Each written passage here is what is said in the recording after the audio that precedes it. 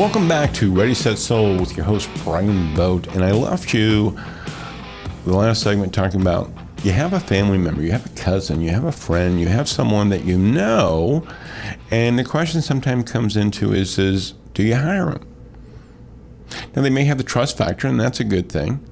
And they may or may not have, the questions, and hopefully they do. But the question comes in is how's the whole experience going to go? And let me kind of share with you some tips. Because what we're talking about today, if you didn't catch this in the beginning, we're talking about how to choose a realtor.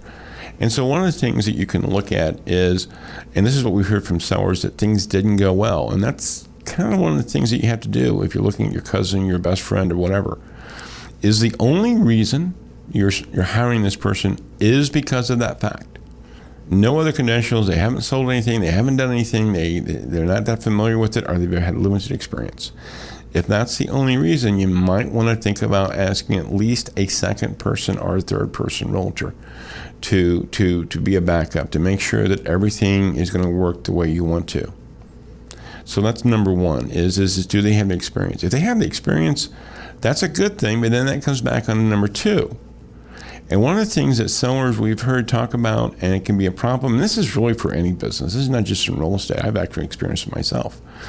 When you hire a friend to do work, sometimes the timing, sometimes that you don't feel like you're getting everything, you're getting their best because it's kind of a done deal. I mean, where else would you go? And I had an experience of recently of hiring a friend, and it just seemed like that the work took a lot longer than I expected, and it seemed like I was kind of second fiddle because where was I going to go? I mean, we're friends, and that was a good thing. Well, that's the same thing when you're dealing with cousins or friends and that. Are they going to do a presentation? There's the friendship side, there's the family side, but there's also the business side. And can they keep that separate?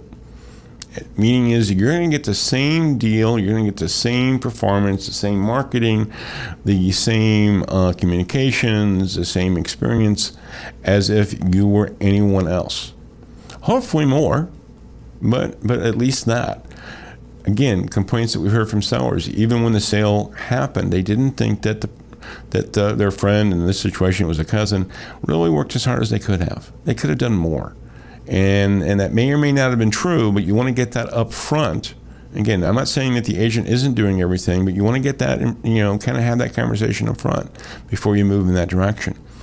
And then the third thing is, and this is something that you have to decide, what if it doesn't work?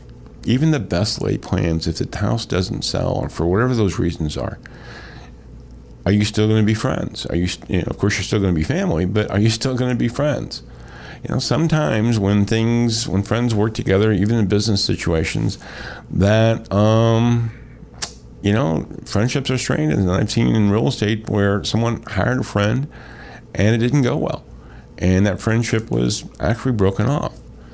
So again, understanding that, of course, you want it to work and you have confidence, and maybe one of the reasons why you're wanting to hire this person is the trust factor, and that's nothing wrong. But making sure it's going to be on a professional basis and understanding that if things don't work out maybe 100%, that the friendship's still going to be intact. And maybe things just didn't work out for various reasons. I mean, it's there's no guarantees with anything in life and whatever. But again, do you stand a good chance of having your cousin or your friend be able to sell your house? And that's definitely something that you want to take a look at. And the same thing, I talked about cousins, and that I don't know why cousins seem to come into play when you're talking to realtors. And that is, I have heard stories of family reunions being a little bit more tense when things didn't go well, or even if the house got sold, they didn't feel like their cousin protected them and did as good of a job they could have to get that top dollar and a fast sale. So again, it's kind of touchy, but again, if you get those things up front, then that can have much better experience than just saying, hey, you're my cousin, let's do this, hey, you're friends. Just a little questions, making sure everybody's on the same page can do wonders. We've seen people have some great success working with family, and there's nothing wrong with that. You should support your family. You should support your friends. There's nothing wrong with that at all. I think it's a great thing, and so that happens to be a realtor that you choose. That's fantastic. But again, having those guidelines in place, having that understanding that this is business also, and there's a lot riding on it, and they understand that too, can make the experience work. And if they can't, well, sometimes you have to make that hard decision. It does happen. You have to make that hard decision that maybe there's someone else that can service their needs, and again, still keeping the friendship and everything intact.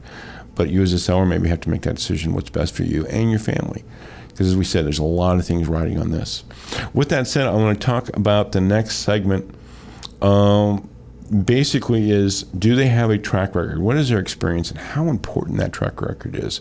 Just so you know, don't forget the last segment of the hour, we're going to have the tip of the month, the $5,000 tip of the month, where either you as a seller will make or earn $5,000. You listen to Ready, Set, Sold with Bryan Vogt. We'll see you in a few.